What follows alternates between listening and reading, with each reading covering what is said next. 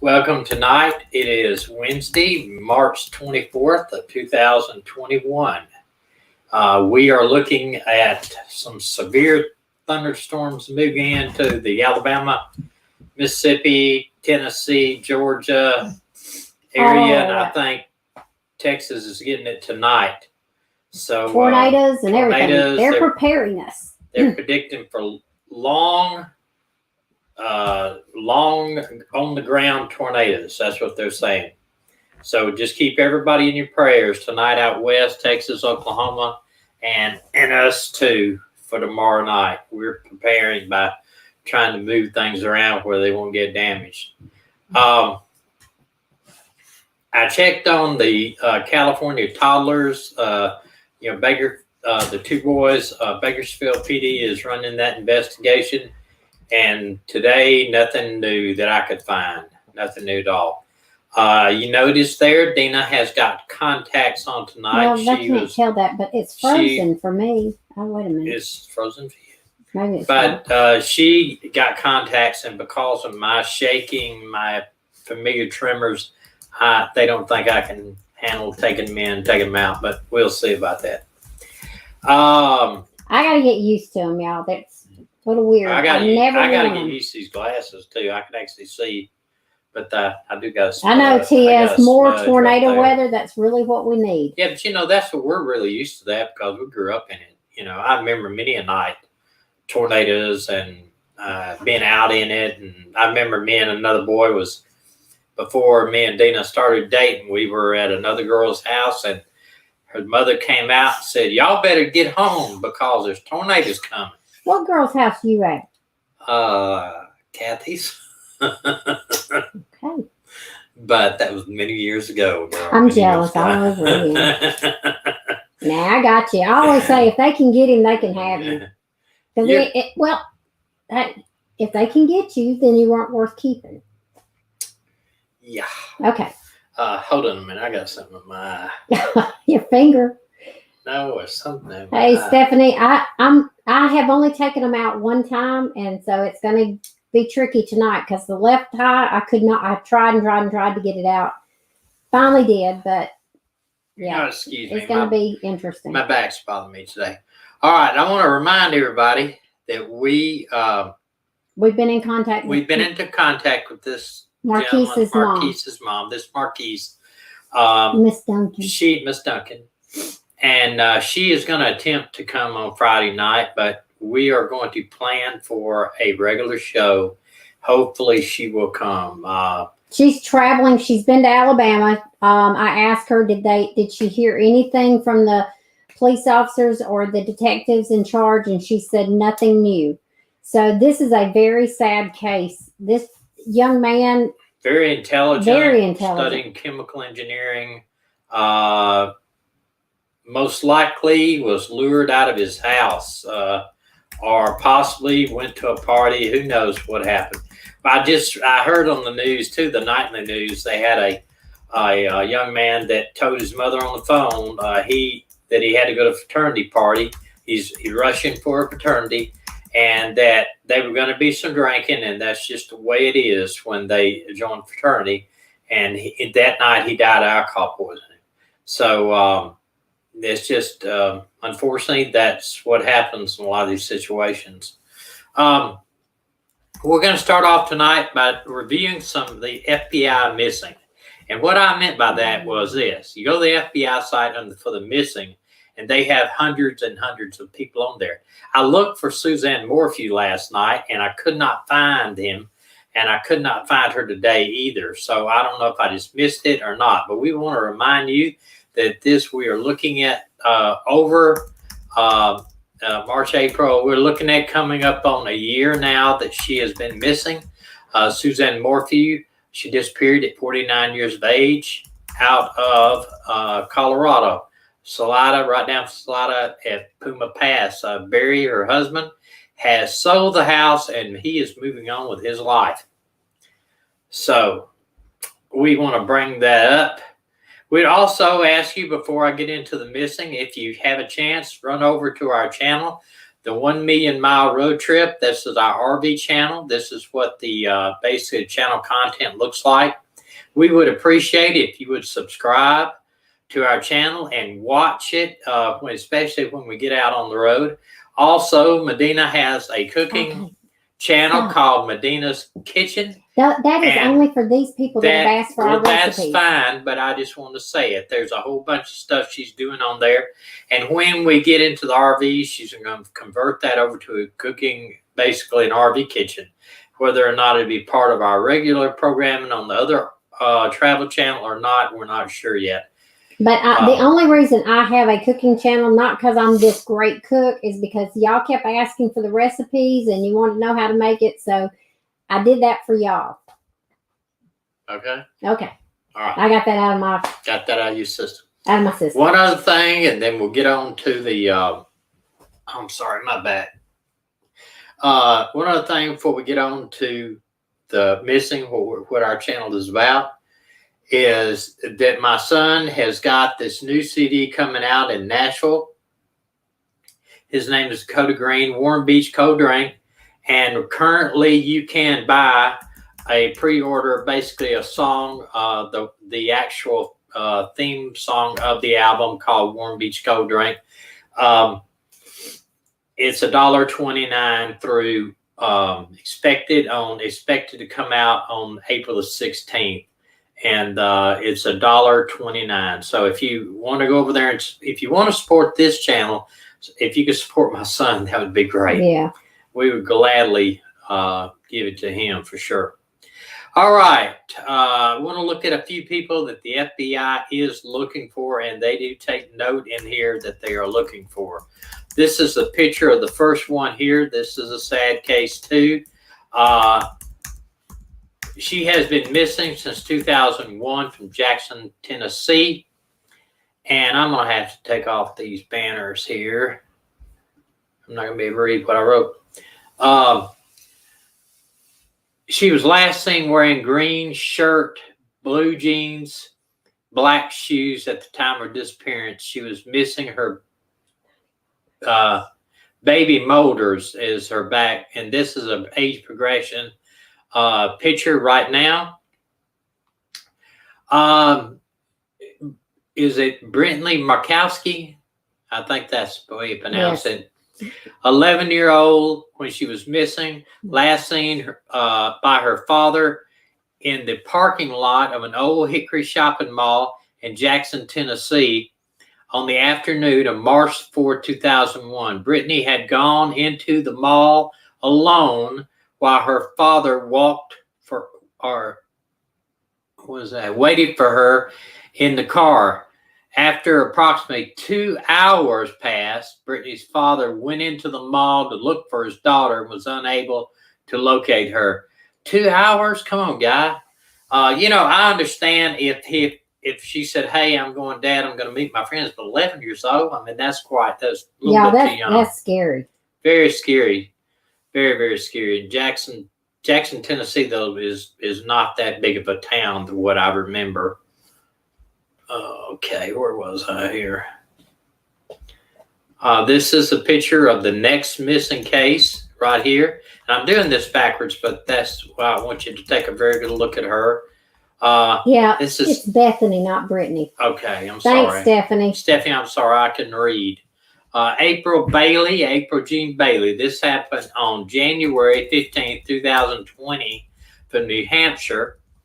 The Boston Division of the Federal Bureau of Investigation and the Nassau, New Hampshire Police Department are seeking the public's assistance in locating April Jean Bailey, 36. She was last seen in the early evening hours of January the 15th, 2020, after leaving her apartment while carrying trash outside her residence. At the time, she was wearing slippers, black sweatpants, black jacket, and a fur around the hood. So she just went out to take the trash out and disappeared. And this is not the first time I've heard of the exact same thing. I ain't taking the trash out no more. You gonna take it out now? I know I ain't. It'd be harder for them to get you in the car than me. Yeah. That's scary. I say, hey, hold on, Oh my back gosh. hurts. Yeah.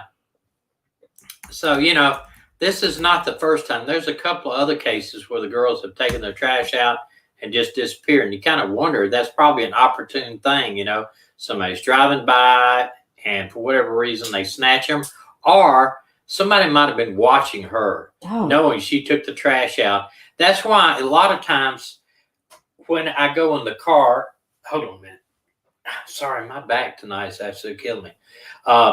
When you go in the car and we leave the house, there's 2 ways, 3 ways we can go. I always tell her, take this way or take that way. I don't want to be the guy that always goes the same way, that always travels the same way. When I used to drive to work every day, I had an unmarked car that I used. I had a work car. And I always went a different way every day, just about. I turned down one way, I turned down the other way. Not because I was scared all the time, but it was people easier way to ambush somebody if you're always doing the same thing, always, every single day. It's just not being paranoid, it's just being safe. Somebody says paranoid. Okay, this young lady here, apparently she's at the store checking out something. This is her here. Donita,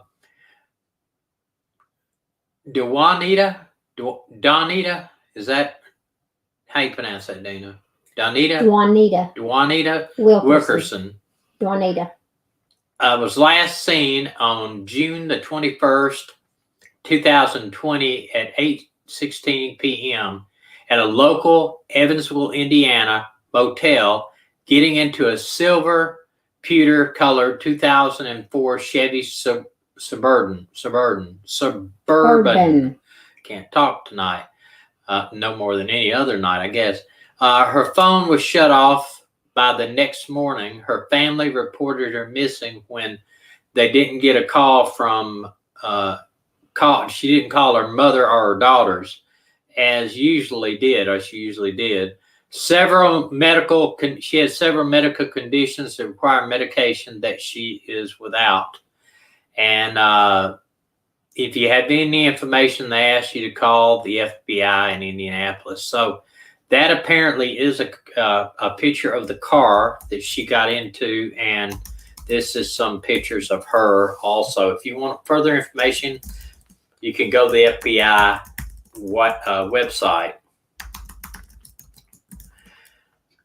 Okay, this is an interesting case. It really is a super interesting case, and I don't know. I just go ahead with it. I don't know.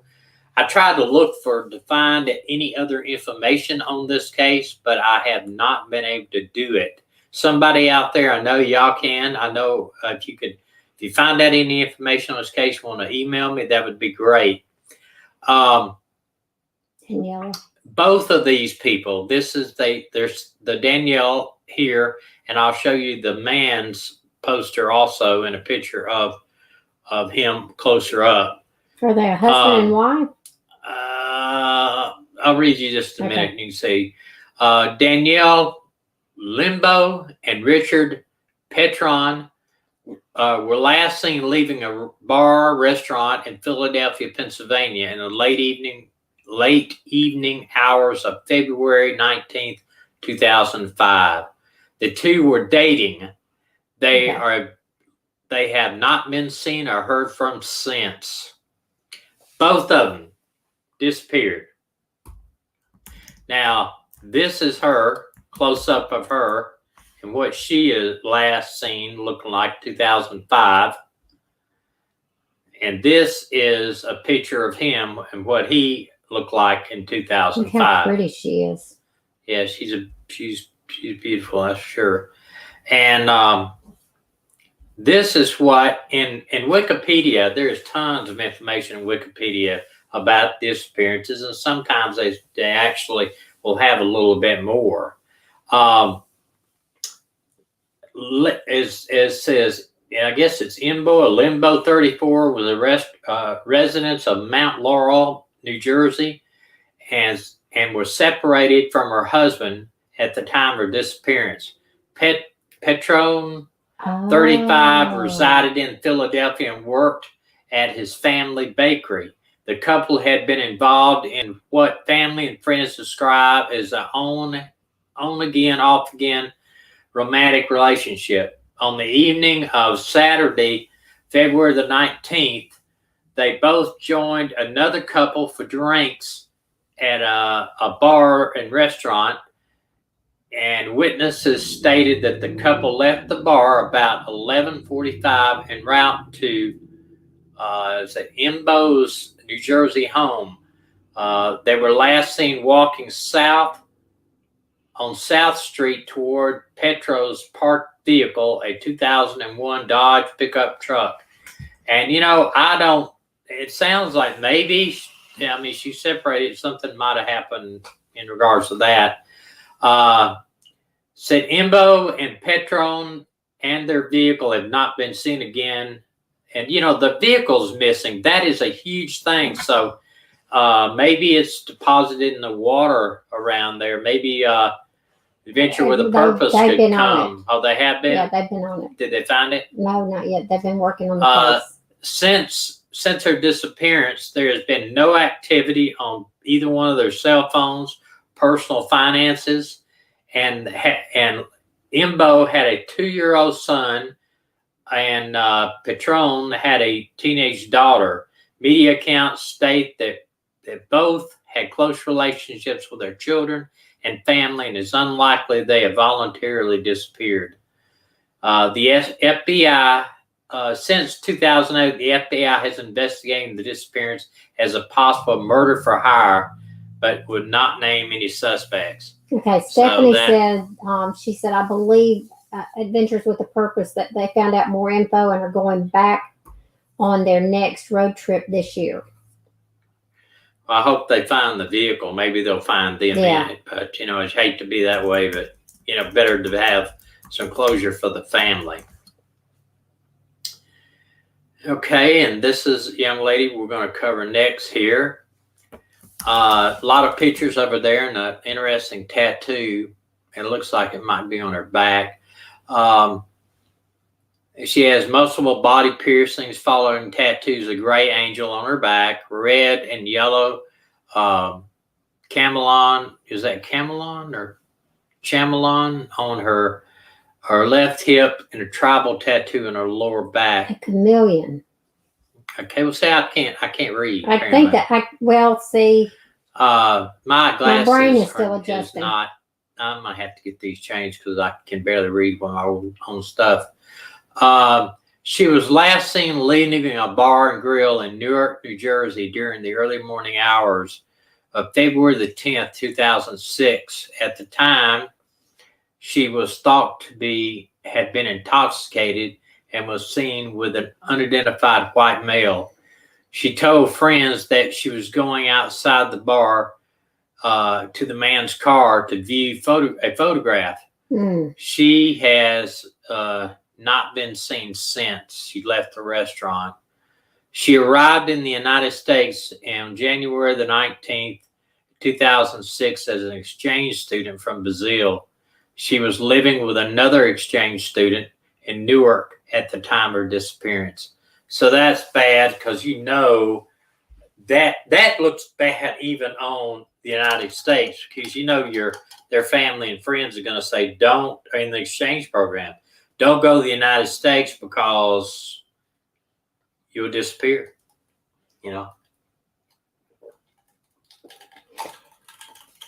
Well, speaking of that, when we were in the process of adopting our daughter, South Korea became known as a country that exported their children. And I am thankful that we got our daughter when we did. There were a lot of rumors. I remember it being in the newspaper that the parents that were adopting children from South Korea were bringing them here and then using them for organ donations for their children and stuff. It was stupid stuff. And they were talking about that they were finding children that were adopted from Korea on piles of trash heap and stuff. Korea became embarrassed because of the number of children that were being exported, and so they have locked it down. It's not as easy to adopt anymore from South Korea. So a lot of people adopt from China now. Yeah, it's a not lot of as people easy. in China and other places all over the world. You know, we were going to adopt one. What was it, Peru? I was not finished with my Okay, story. well, go ahead. I'm sorry I interrupt you. And you Y'all did. have told me about that, and I got to learn to quit talking. Okay, so anyway, Korea now houses their adopted children in apartments, like with house parents, and it's very sad. I'm going to Korea with my daughter in 2022, and I hope to visit orphanages. I'm hoping to take an offering over there to a doctor that he has what he calls a baby box in his gate, where people can just come in, place their child there, and walk away, and he raises the child and takes care of them. And I want to make sure I take him something. But anyway, that's my side of the story. Didn't they ring a bell or something? Yeah, they ring a bell, and it's got a warming thing. This is a picture too of that couple too, and together a little bit more pictures of both of them that had disappeared from a restaurant. That's to me, that is just crazy. And one other thing it says about his vehicle: 2001 black over silver Dodge Dakota pickup with Pennsylvania plates, Yankee Foxtrot Hotel 2319 is also missing, and then maybe a NASCAR sticker on the rear window. This is another one we're going to cover right now. Very pretty girl. A few pictures of her. Federal Bureau of Investigation. I do not chat. Jihad Rose Britain, I guess that's how you pronounce it. I can't pronounce that. Don't even ask me to do that. Call her Rose. Rose. They're seeking information from the public to help find this girl. Anyone last seen at her residence in Covelo, California, on Friday, February the 8th of 2018, while being forced into a car at gunpoint by her ex-boyfriend. Now, look, if they have not arrested her ex-boyfriend for kidnapping, you know, I don't know what is. It doesn't say in here, but they may have. They may have arrested him, but he has not told anybody, you know, where she is at. So, gosh. Sad situation at the very least. But take another look at her picture there.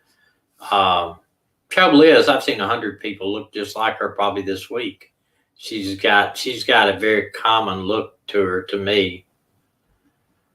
She could be from the Middle East with a name like that. It may be from the Middle East. That's what it sounds like it might have been, or they may just named her that.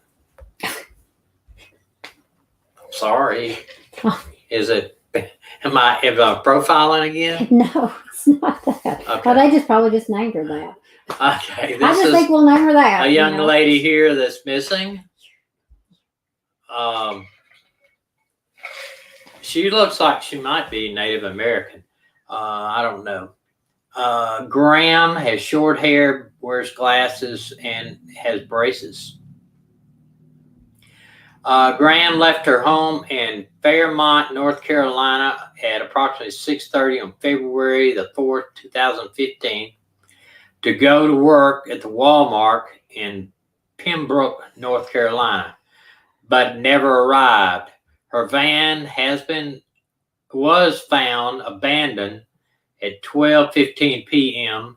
on the same day in a field along East McDonald Road.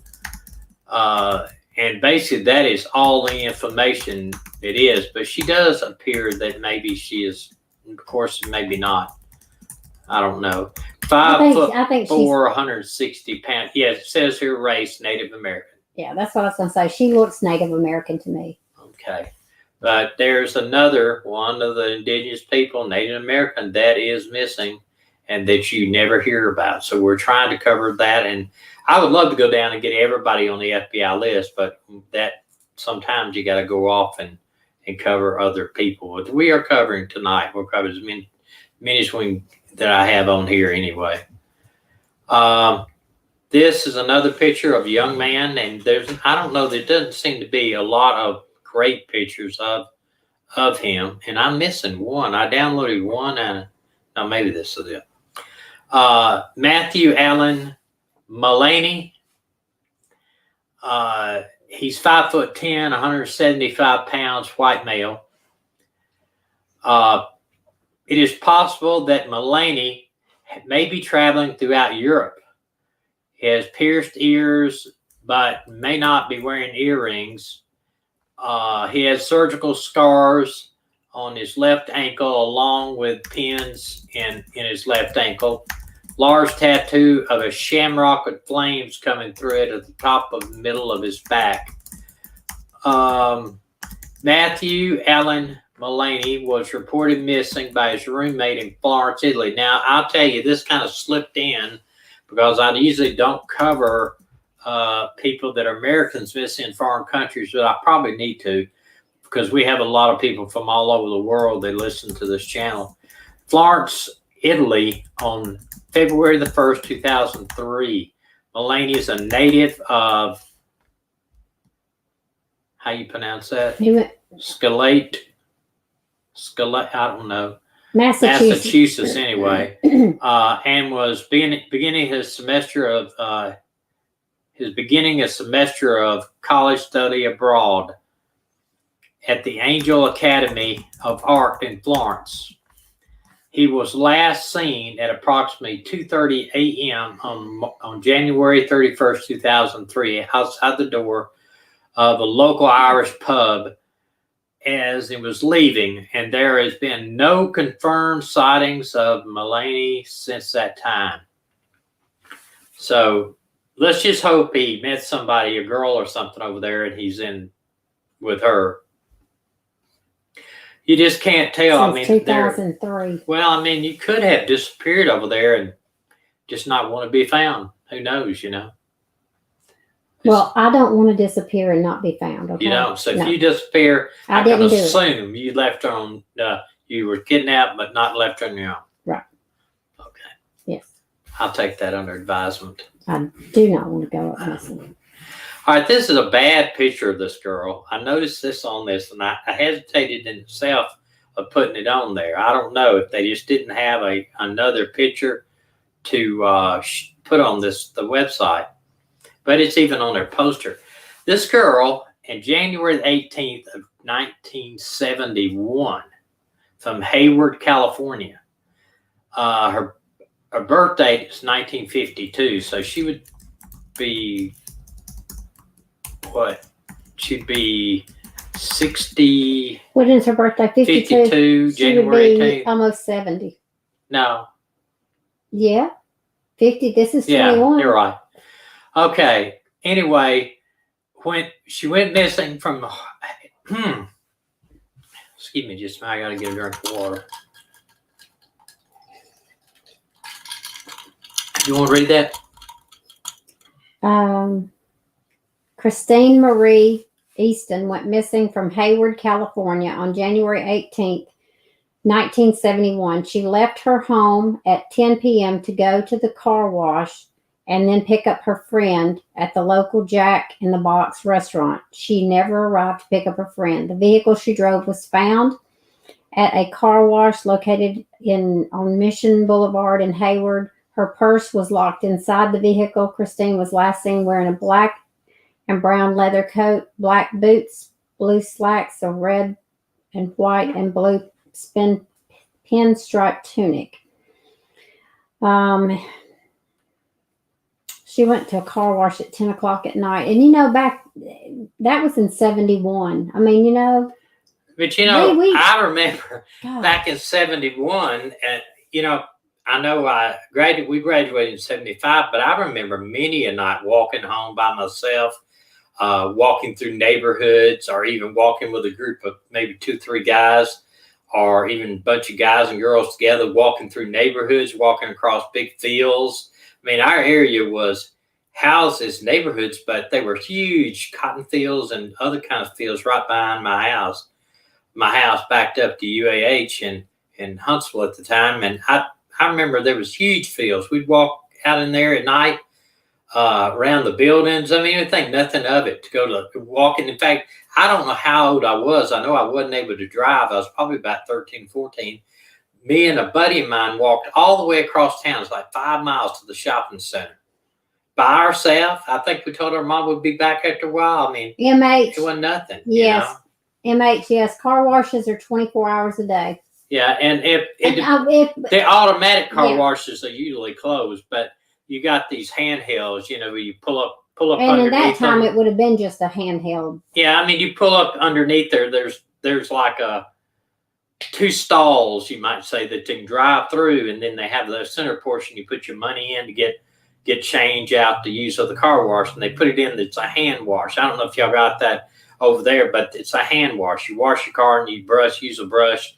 The brush is attached, soap comes out of it and everything. And they used to be about $1. Now it's about $5 or $6 to wash your own car. And Sam, I agree. It did seem like things were safer back then, but let's just say we were just blind to it. We didn't know. Well, I think now we have 24-hour news. Yeah, I mean, you might not know. I mean, I remember a bunch of nights spending the night.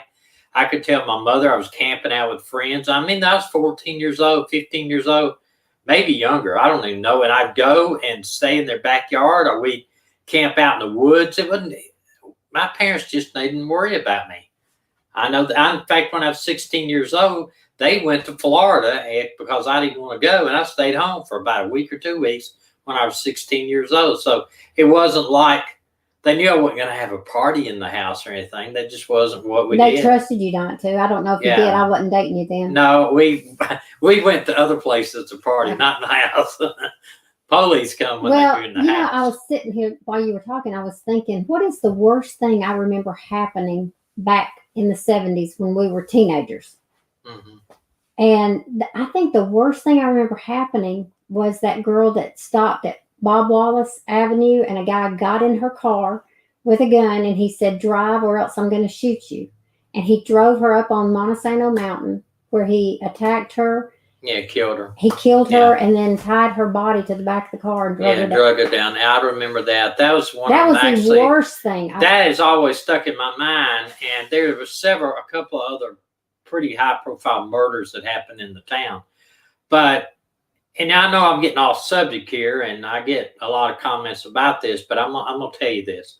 I remember, because my house where I lived, we didn't have central air. We had just an air conditioner my dad had bought and put in the dining room, and but we hardly ever ran the air conditioner. And I don't hardly ever remember the air conditioner being on.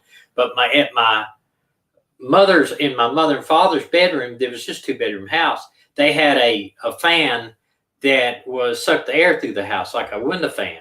And I remember it being so hot in the house that I'd open the window, put my pillow on the windowsill, and put my head out the window. And I remember hearing gunshots every night and we lived in a fairly safe city, but I could hear gunshots every single night. So, a lot of stuff like that, you just think nothing of it. All right.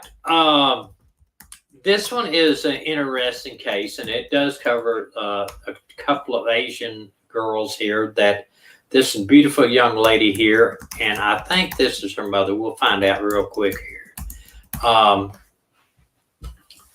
Melissa Fu and her mother, Amber, is at Alza. I don't know. It doesn't have an A at the end, so I don't know how you pronounce it. We're seeing Friday, November the 22nd, 2019 at approximately 6 p.m. at their residence located in Irving, California, off of University Drive in Irving. There was a suspicious circumstance surrounding their disappearance, and that 2 people were seen in the vicinity of their residence near the time of their disappearance and have been sought for questioning. The unknown individuals are possibly associated with a black Cadillac, unknown model. They are described as following: a Chinese female in her 40s, approximately 5'8", average built, and black hair, was worn in a bun. A Chinese male in his 40s, approximately 5'10", 190 pounds, average built, short black hair. And I would assume they are Chinese also, but that is just an assumption on my part. The last names from Korea basically have about 5 last names predominantly in the whole country. However, there are other last names, but the predominant of the country has 5 last names: Kim, Lee. I don't know all the others, There but I you know go. they're Kim. You need to Kim stop and Lee. there. Okay. Thank you. Well, you don't know, so you'd be making them up. I could look it up for you. You And want to ask Google? yeah. No. Let me see if this has anything different on it. No, the details are the same, but excuse me. But anyway, those two, the daughter and the mother, and let me find it. The daughter was 13 years old, time of disappearance, and I'm sure this is a misprint. 5'11", 200 pounds. The daughter. She looks nowhere near 200 pounds. So I'm assuming that is a misprint. And her mother, 5'9", 180. I don't know. It doesn't look like the daughter's 200 pounds. So I would say that's probably a misprint. Anybody have any questions? We finished early again tonight. We've covered, I know we cover them quickly, but 1, 2, 3, 4, 5, 6, 7, 8, 9, 10, 11, 12, 13, 14, 15 people. So obviously, I probably should have made it about 40 or 50 to gone over. But, I would encourage you to go to the FBI site. It's just basically shows a couple of good-sized pictures. Now, it does have some predators on there, even on the missing, people that are wanted, people not necessarily like they have on their 10 most wanted or their 15 most wanted. A lot of, I think the U.S. Marshals has the top 15 and FBI has the top 10. And I just wonder what it takes to make it onto that list, because I'm assuming by what I saw that it's not everyone that's missing. The girl Peoples from Central Alabama is in there. The girl we covered, Patterson up in North Carolina, that disappeared, she's in there. Sydney West? I did not see her, but I actually searched by dates to try to see if Susan Morphew was in there, and they had 100 people missing in the FBI. 100 people on the FBI, made the FBI list in 2020. So I don't know if I missed her or what, but I did run through there and try to find out. But if you go to the FBI page, and it doesn't hurt to go through and look at the top wanted people, you'd be surprised. Do you remember Whitey? I think it wasn't it Whitey Bulger, that was a mafia hitman that skipped out, and he was living with a lady in California, and he was on the FBI 10 most wanted list, and somebody either he was featured on America's Most Wanted, or maybe somebody saw him on the FBI wanted list, and a neighbor actually called in and said, I may be wrong, but I think this is the guy y'all are looking for. And so they went out, and of course, when they get a lot of calls like this all the time, but she had some pertinent information about a cat, him feeding a cat, and him, and just some things that the FBI already knew that he was doing. He was a cat man. He loved cats. So they actually went up there and kind of sat outside his apartment and see if they could get an eyeball on him. And that's what we call looking at somebody, you've got the eyeball. They got an eyeball on him, and they identified him as possibly the guy. They wasn't really 100% sure. So then they set up a full surveillance on him, and I think they even may have wiretapped his home to find out. But he'd been living there for years, and it just never, he was not doing crime back then. I mean, he got out of the business, so he was just living a quiet life with a female, and he got caught, and he needs to. He's killed a lot of folks. He was the way I understand it, he was an enforcer.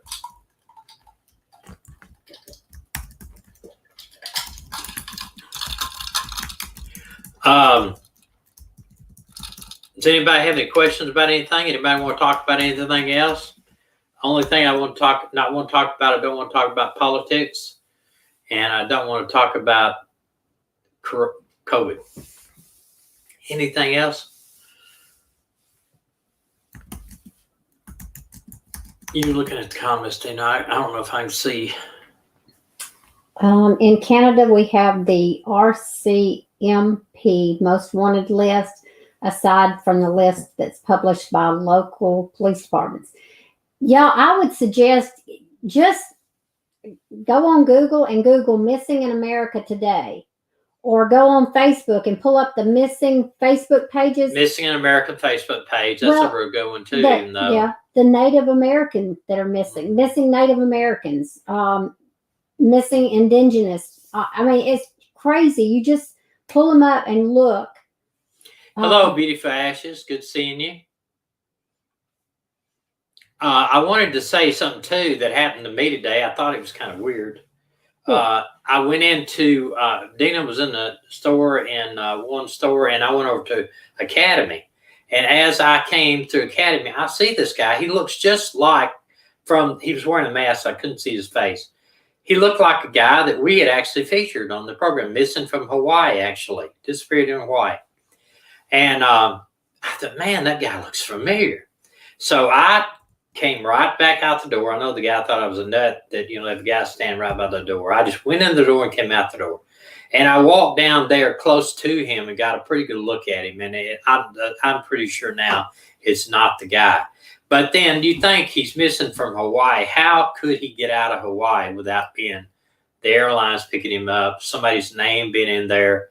I would think it'd be very, very tough to get out of Hawaii. I'm sure they have forfeiters or counterfeiters or whatever in Hawaii doing things. Listen, Lori wants to know, Thomas, with social media and internet cameras everywhere, how do you account for so many missing and abducted and murdered people?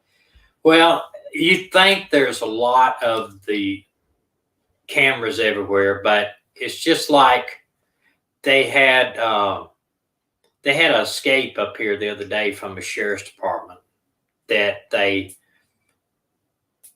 jumped off a 2-story thing. Anyway, 3 guys escaped. One broke his ankle right away. They caught him. The other one was caught right outside the gate. Well, the other one led sheriffs and marshals on a 3-day hunt. He was wanted for killing his parents. So this was a killer. He was going to prison forever. He was Hispanic male. Only way they caught him was he walked up on a neighbor's thing, and the guy came out, and he had a shotgun because he looked out and he sees this guy walking across there, and he knows that the area is being checked by helicopters and everything. And then he comes out with a shotgun and said, "Hey, are you the guy they're looking for?" And the guy says, "Yeah." So he puts him on the ground with a shotgun and holds him till the police get there. But they ask everybody to check their cameras and everything. You might get caught up on a Ring camera. You might get caught on something else. But only the big, huge cities are the ones that have all of the cameras, Somebody said the last thing you heard was the FBI was working the Susan Murphy case. CBI, Colorado Bureau of Investigation, FBI, and the local sheriff's department are all involved.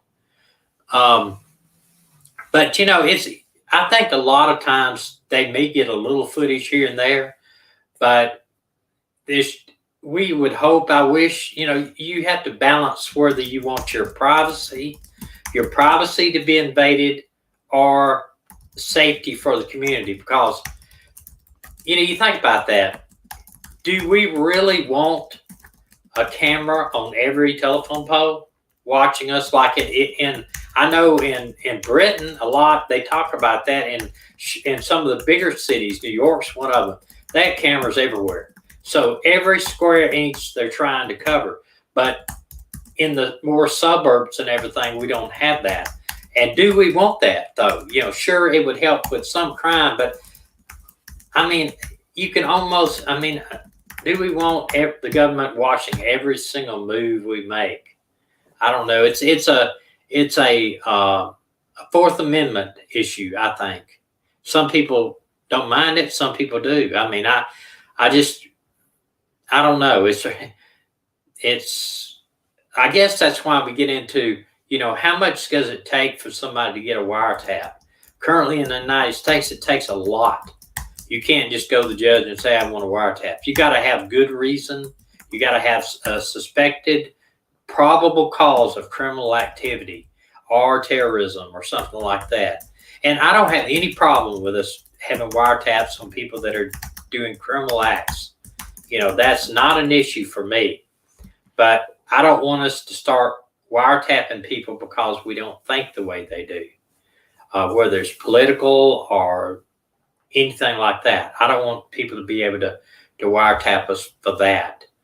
And but like now, everything you put on everything you do on the computer, and this is why Google makes so much money, is being watched. It's being recorded. All of your habits are being recorded. Every place that's got what they call cookies, they're watching you. Have you ever, and I know this is the weirdest thing I've ever seen. Me and Dana can be talking about something. We were talking about insurance one night, about life insurance, changing life insurance. And I promise you, the minute I pick up my computer and I go to Google, what pops up? An ad for life insurance. When I turn on the TV, what's on there? An ad for life insurance. And it's been known that your computer is, when it's on, it's listening. It's listening to us, or the TV could be listening to us. If you got a TV that you can say, go to channel so-and-so, that there's something in there that's recording the voice or going to it. Okay. I don't like Alexa, that thing that sits on the counter, and you're supposed to. You wanted one, and I did, but no. Until they've had the thing called police over stupid stuff. Okay, so Martin Smallwood said, if you're doing nothing wrong, what have you got to worry about? Well, I'm going to tell you something. Thomas and I watch Forensic Files, and there have been plenty of people on those shows that have gone to prison doing nothing wrong. And listen, it doesn't matter if you're doing nothing. If you could say that, but how much do you want to let the government into your life? And what I say by the government, I'm about the police, FBI, U.S. Marshals, the president, everybody. How much do you want them into your life? If you don't care, then would you submit to a voluntary DNA of all of your family? Would you submit to be DNA tested at birth? Would you submit to somebody placing a tracker on your car and on your phone and in your house and cameras in your house? If you haven't done anything wrong, why would you care? Well, it violates your right of privacy. Listen, United States is one of the only countries, Britain is like this. Some of the more democratic societies are like this. Australia's like this. We value our right to privacy. And I would rather have somebody have a reason to do something. Now, listen, I worked in law for some 33 years, over 20 years in narcotics. I've searched 1,000 cars in my lifetime, okay? And what does an officer do? They walk up, say they suspect somebody's doing drugs. They don't have any reason to look in his car. They'll write him a warning ticket or whatever, and then they'll let him say, you're free to go. Oh, by the way, he has to know he's free to go. oh, by the way, do you have any drugs or weapons in your car? And they say, no, I don't. Well, do you mind if I look, just to be on the safe side? I'm sorry. If I know that I don't have any drugs or weapons in my car, I'm not doing anything wrong. I'm going to say, sir, I don't have anything illegal in my car. I'd rather you not. Now, so what he's going to do is, one, he's going to call a narcotics dog over there, and they're going to let him run around my car. But I know he's not going to alert on it because I don't have anything illegal in my car. It's not the right of the police to search your car because they want to. That's just the way it is. And I believe in a strong right to privacy if you're not doing anything wrong too. Stephanie, you said something there, and somebody said something was cray-cray. International airports, but the Magic Kingdom. What are they talking about? At the Magic Kingdom, they're working on facial recognition. Yeah, and you got to understand why that is, though. Okay, and I don't have a problem with facial recognition at all. I mean, you could run it down the street. You could do that every time you go in a public building. You could do it every time you go in a mall because they're scanning for terrorists, people that plant bombs. As long as they keep it real, they don't want, you don't need to scan your face and know that you shop at Cato's all the time, and then boom, it hits on your phone. There's a super deal at Cato's. Polly says facial recognition is not 100%. Many have gone to jail. You're right. Yeah. And DNA is the best thing going for Innocence right now. The Innocent Project. I don't know if you looked anything into the Innocent Project.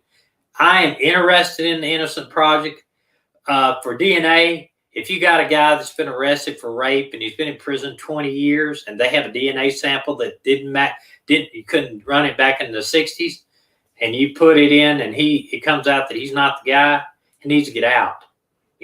That's just the way it is.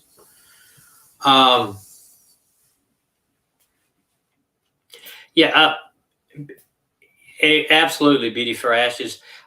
Your privacy, that's the one thing with America, the Bill of Rights. The Fourth Amendment protects your right to privacy and unlawful search and seizure, basically what the Fourth Amendment says. Does the dog alert every time, and how often is it wrong?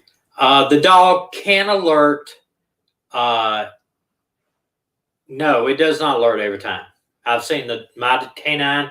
I've called the guy out there, and the dog has ran him, and he'll say, nope, nothing. Let him back in his car, and I'll say, see you later. But same aspect with that, it's up to the handler.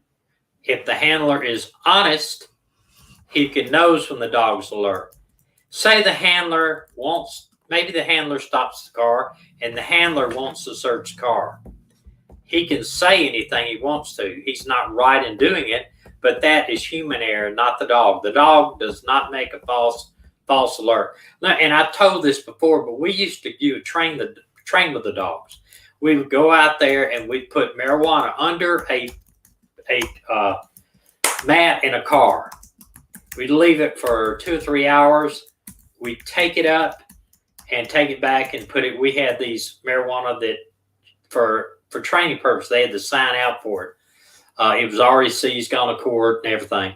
So up to 2-3 weeks later, that dog still alerts on that spot in the car that had the marijuana. So if a dog alerts in the car and there's nothing in there, we can say there's probably been something in there.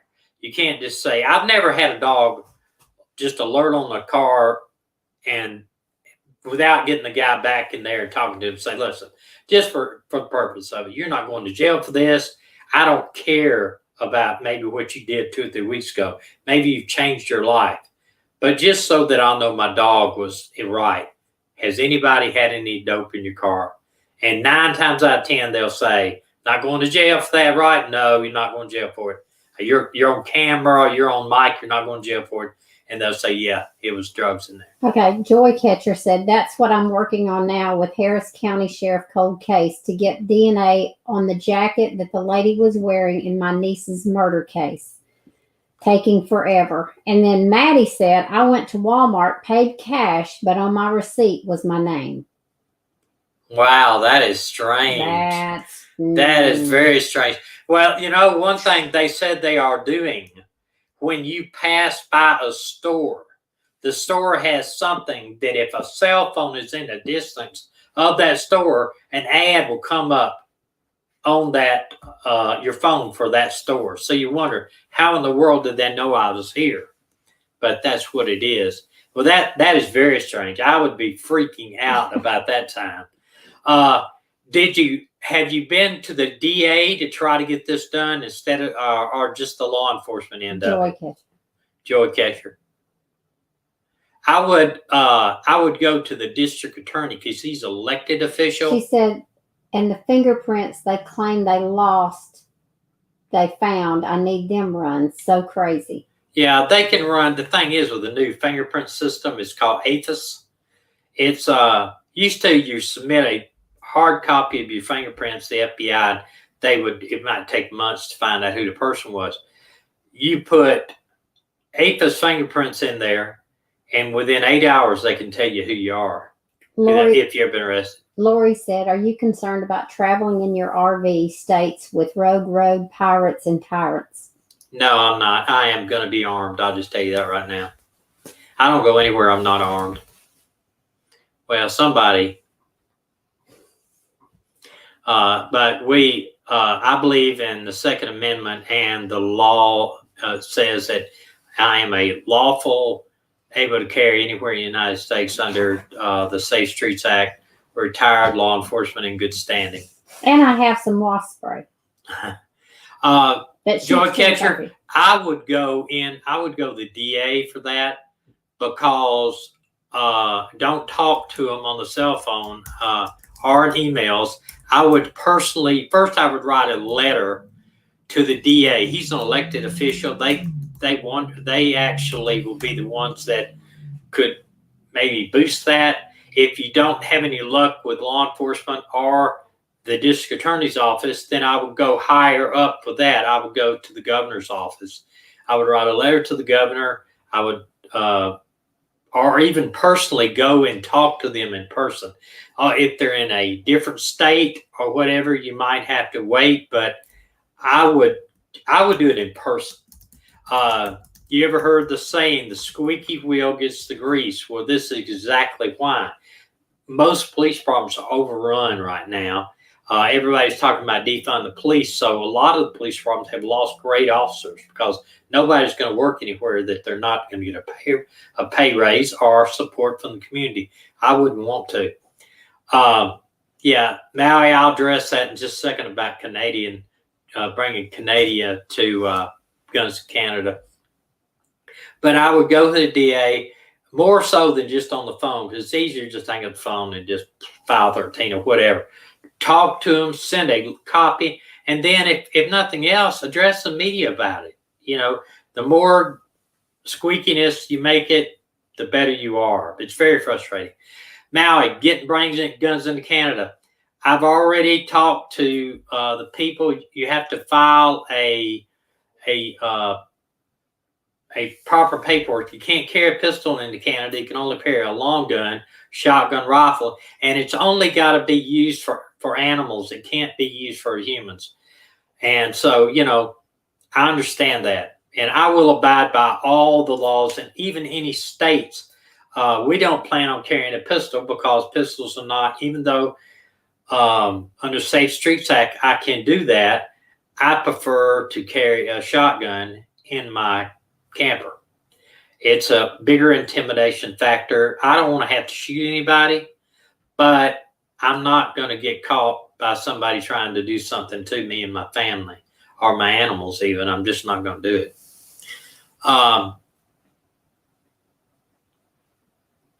Yeah, T.S. Jackson is too, going through the same thing. I honestly, excuse me, I honestly believe in person-to-person contact is better to get things done than emails and telephone calls. I'm just telling you. If somebody came into my office when I was in narcotics and I was in charge of the unit, then if they're sitting down in front of me and they're talking to me about a drug problem in their neighborhood, it's easier for me to take notes. It's easier for me to get all the details than somebody calling me on the phone. It's just a lot person-to-person contact. You put a face with the issue, not just somebody on the phone. It's just, and I'm very sorry for what you're going through on both of y'all's cases. I wish I could do something to help, but you really, to be person-to-person contact, face-to-face, is your best opportunity to get things done. I'm telling you, speaking from a guy that's been there, I'm telling you, it's not because he doesn't want to do something for you, but it's easier to get lost in the shuffle with the emails and a telephone call. Listen, I know I'm dealing with trying to get stuff done on some things, and I've called people 5, 6 times. They won't even return my phone call. Sam says only cops and criminals carry guns in Canada. Well, I understand that, and that scares me. That is a problem with strict gun control. It is. And people, I hear politicians all the time talking about background checks. There's the strictest background checks, universal background checks right now. To buy a gun, I'm going to tell you, because I'm running over, I know somebody may be behind me here on a live stream. If you say you go to buy a gun, and this is not in every state, some states make a waiting period. Some states have a 2, 3, 5, 10-day waiting period. But just in Alabama, you buy a gun, you go up there and submit your ID, you fill out what they call a 4473. And what that is, it asks you, have you ever been arrested? Are you dealing drugs? Are you a terrorist? All this. And everybody said, well, who would put yes down for that? Well, what they're doing is, if you lie on that one piece of paper, it's 10 years in federal penitentiary. So when they do, they fill out that paper. Then they give their ID to you, and you have to either online or by phone call the FBI center, and it's called NICS. NICS check, they run you through the system. They'll run to find out if you've been arrested before, if you can possess a firearm. They'll give you 1 of 3 results. 1, you're approved right away. 2, you're delayed. Or 3, you're denied. And we've seen all 3 when we were in our business.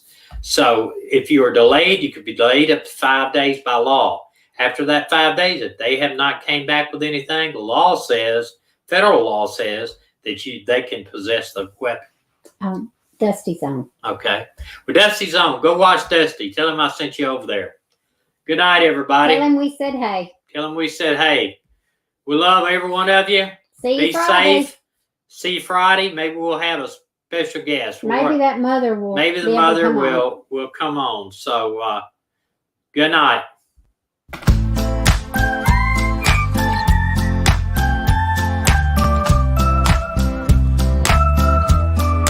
Go get wood. Go get wood.